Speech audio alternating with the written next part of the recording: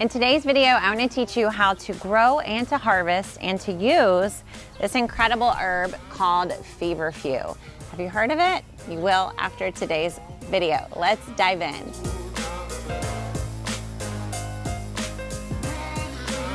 Welcome to Gardenary. My name is Nicole Burke, and garden plus ordinary equals gardenary. So whether you're a beginner gardener or you're a garden pro ready to grow your own garden coach business or somewhere in between, Gardenary is the place for you. So be sure to subscribe to our channel, hit the bell so you know every single time we drop a new fun flowery video for you to watch. And let's dive into today's lesson all about this gorgeous, crazy big herb called Feverfew. All right, a little background on this plant and what in the world is going on with this in the middle of my kitchen garden.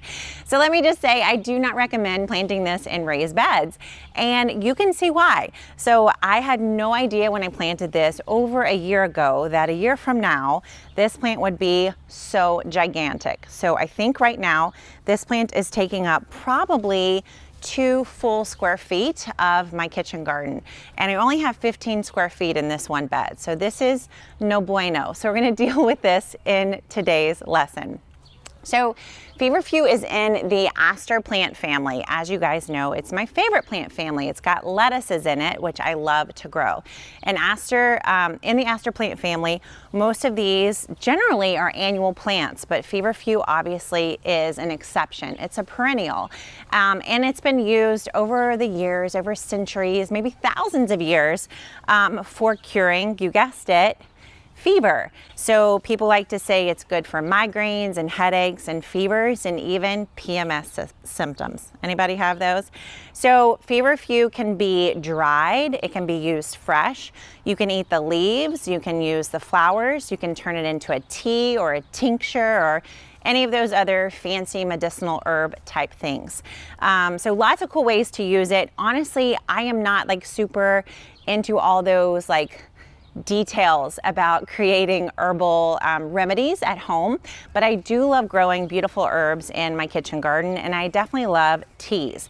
So what I'm going to be doing is harvesting this Feverfew to bring inside to dry and create teas from, and to also get some more growing space here in my kitchen garden. So like I said, Feverfew is a perennial. You're going to plant it by plant. I recommend doing that. You could start seeds, but if you want to start seeds, you're going to need to start super early indoors to be able to have them to transplant out as soon as the threat of frost has passed. Now, I planted mine last year and got just a few flowers off of this plant. I'd like to say this plant last year probably only grew to maybe 12 inches tall and gave me one little set of blooms. But this year's story is entirely different. This plant was one of the first that came back after snow and frost had passed in Chicago area, and suddenly it took over this whole corner of the bed with these huge blooms. And I'm pretty sure each of these stems is probably, I don't know, maybe 3 feet tall, 2 to 3 feet tall. I could be exaggerating, but they're quite large. So, so that's how you're going to put your Feverfew into the garden. You do want to make sure it has as much sun as possible. This is probably the shadiest corner of my whole kitchen garden space, and you can see it's still super happy even as the temperatures rise over the 80s. I do think it can handle a little bit of shade and doesn't need, 8-10 hours of sunlight. So that's how you're going to plant and grow your Feverfew. This is a very low maintenance plant. I haven't given it any extra attention. No extra watering, no extra fertilizing. It's just doing this on its own. So if it's got a good place to grow in, you can tell it's going to love it. Now, this plant will actually do fine just in the ground, and that's why I'm saying don't put it into your raised beds because it's going to take up so much space. Unless you just love this kind of situation, I personally would rather grow something that's a little bit more temperamental that needs a raised bed, like some bush beans or some peas or even some peppers or more lettuces, of course.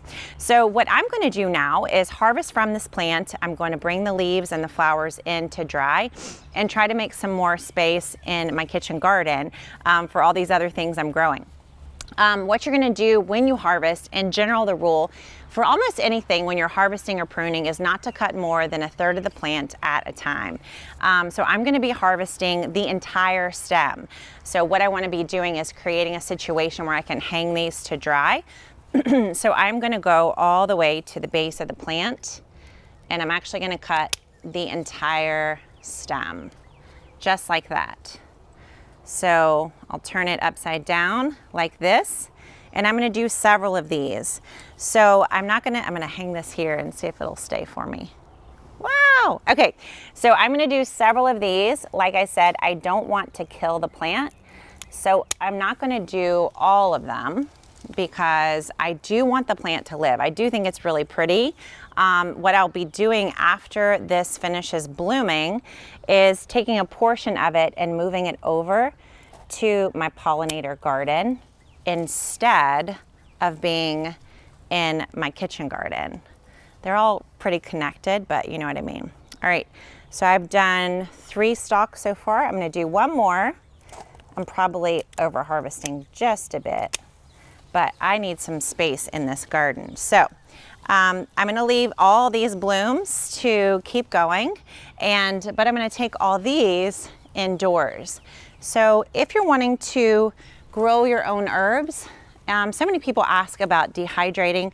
What I found for drying herbs and turning them into teas is the easiest, simplest thing is to just tie them up with twine and hang them like on a coat rack or, you know, some kind of hook in a cool, dry, fairly dark place. You don't want them to get bright, direct sunlight on them, and then just let them air dry.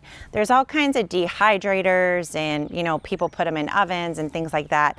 And I've just found the simplest way is to just put them in a nice air where there's good airflow, hang them up, let the air flow through them, and let nature do its thing. So I'm just gonna take some twine here, cut a large piece. So I like to cut a large enough piece so that I have extra twine to use to hang it. So let's see if my pruners will cut twine. So we'll do that. And you can strip these leaves if you want. Let's say you're having a migraine. You can literally take these leaves indoors and make a little tincture, tisane, right away. So you could just pour boiling water over these and drink up. Like I said, I am not Miss Medicinal Herb Woman, but I know a lot of people who are and who swear by it. So maybe I'll get there one day. I definitely have enough Feverfew to do it, right? So that is all you gotta do. Those are a couple simple steps to grow Feverfew.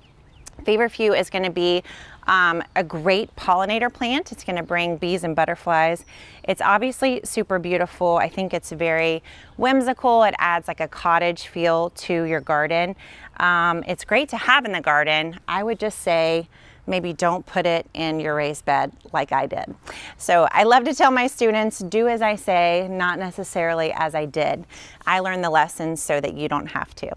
All right, thanks so much for watching and bringing back the kitchen garden with me and the Feverfew. If you want to learn how to bring your own garden skills to the next level, you got to take my Green Thumb quiz. I believe that everybody can find their own green thumb, and our quiz is going to help you discover where you are in the garden, and we'll give you free resources to bring you to the next level.